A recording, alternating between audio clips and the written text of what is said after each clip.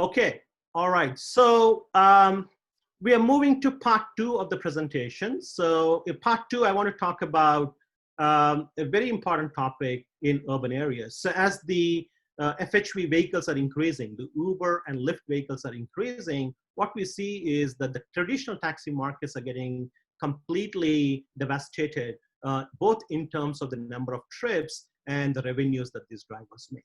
So this is a quick capture of New York City. So if you were to take a guess, right, for example, in 2005, the medallion which is used for as a license to ride a taxi in New York City was somewhere about 200 to 300,000, right? So about 2005.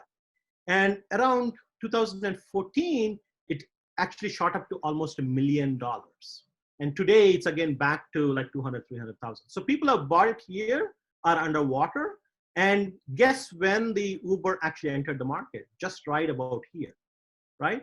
So Uber and Lyft, this presence of this FHV kind of vehicles has completely gutted this traditional taxi market in New York City.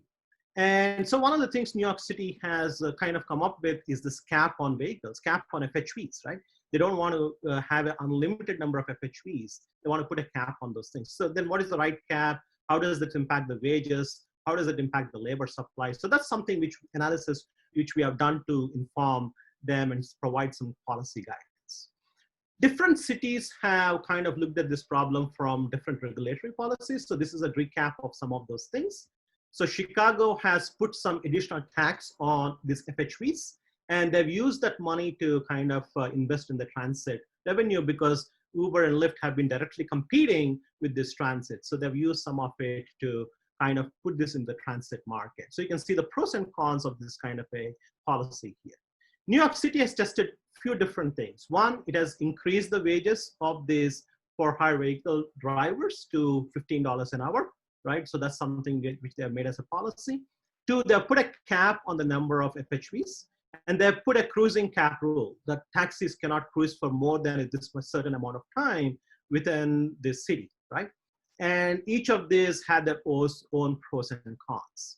In Europe, because the unions are stronger in Europe typically, because this policy I'm putting here is for all Europe, but there's a lot of differences, subtle differences in terms of these policies. Uber, you can legally ban Uber service without having to notify the EU, right? So there's some stronger restrictions on Uber. And whereas Japan, private car owners cannot actually operate an Uber kind of a system.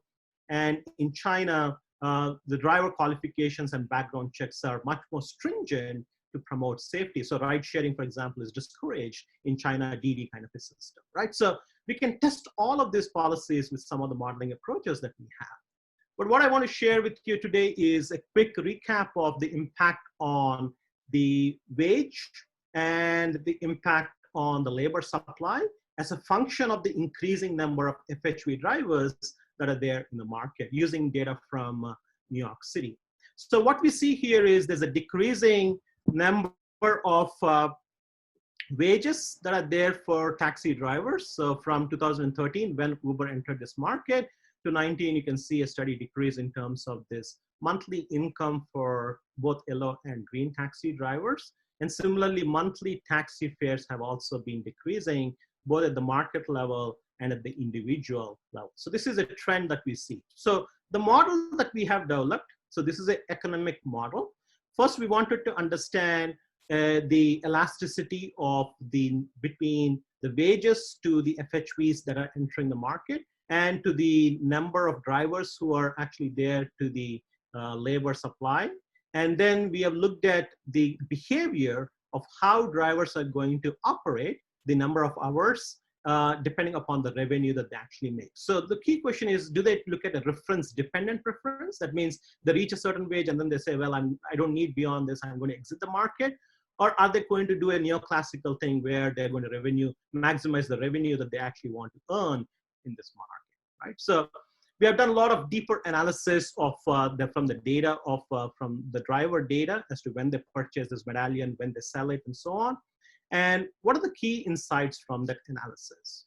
One, we see that drivers' income actually decreases first and then it bounces back as the medallion price actually falls down, right? So the price for the medallion that they need to pay is less. So it appears that their income is actually, the net income is actually increasing a little bit. But most of the drivers actually quit the market when the FHV drivers are increasing from about 2010, October 2017, you see a rapid drop in terms of this labor supply because of the stiff competition and decreasing revenues relative to what they were making before 2017. So you can see that the drivers are quitting this market because they were earning less and less and due to the stiff competition from these FHV drivers. We also calculated the proportion of unanticipated wage variations. That is how much the wage is actually going to change, right? How much it's going to decrease over a period of time. And there exists a lot of changes between the green taxi drivers and yellow taxi drivers. And we see that most of these taxi drivers follow this RDP, the reference dependent preference. That's what behavior they exhibit in terms of their entry and exit of this market. And we see that the wage elasticity, which is 1% increase of this wage, right, actually decreases. They need to work more number of hours to just get this 1% increase in wage after 2016 time period, right? So this shows that it's getting much harder for the traditional taxi drivers in this market.